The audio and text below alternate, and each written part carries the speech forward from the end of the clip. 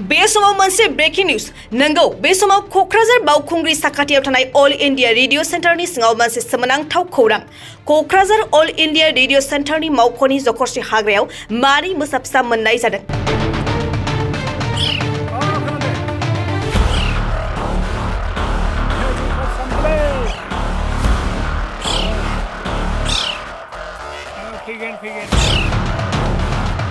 आरो बे मानै मोसा फिसाखौ नायनोनो ओनसोलनि गोबां सुबुंफोरा थुबुरमा जानायखौबो नुनो मोननाय जादों। नाथाय दुखु गोनां बाथ्रादि मानै मोसा फिसानि गेजेराव मासेखौ सैमा फिसाया जोखोम खालामनानै बुथारो आरो गुबुन मासेया बिमाखौ नागिरनानै गाबबाय थानाय नुथायखौ नुनो मोननाय जादों। बे जाथायखौनो नोजोर होनानै ओनसोलनि सुबुंफ्रा हरखाबै हाग्रा बिफानखौ खौरां हरनाय जायो आरो बिफाननिफ्राय फैगासिनो दं होननानैबो खौरां मोननाय जायो। बे समाव फिन फोरमायबावोदि बे समाव मोनसे ब्रेकिं निउज नंगौ बे समाव कक्राझार बावखुंग्रि साखाथियाव थानाय अल इंडिया रेडियो सेन्टारनि सिङाव मोनसे सोमोनांथाव खौरां कक्राझार अल इंडिया रेडियो सेन्टारनि मावख'नि जखरसे हाग्रायाव मानै मोसा फिसा मोननाय जादों आरो बे मानै मोसा फिसाखौ नायनोनो ओनसोलनि गोबां सुबुंफोरा थुबुरमा जानायखौबो नुनो मोननाय जादों।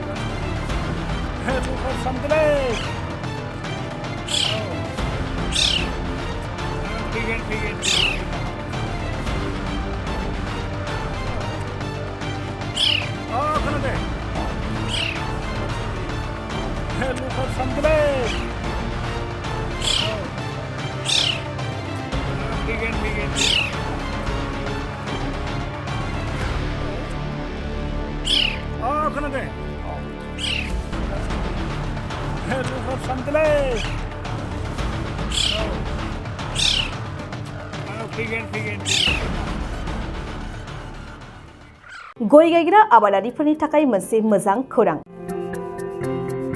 थापा नार्सारियाव मोननो हागोन जाखांफु लाइमोनफोरजों बानायजानाय हाजो आरो हायेनावबो गायजानाय अर्गेनिक गय फुलि।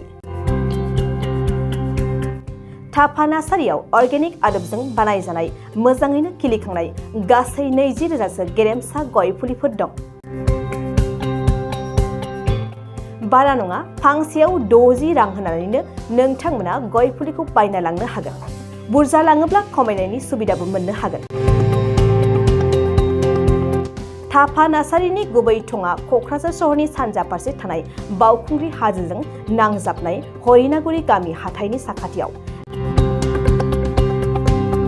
बे अर्गेनिक गय फुलिफोरखौ लांफैनोब्ला नोंथाङा 8011837272 नङाब्ला 9707460226 जानबुं अनजिमायाव थोंजोङै जगाजग खालामहरनो हागोन।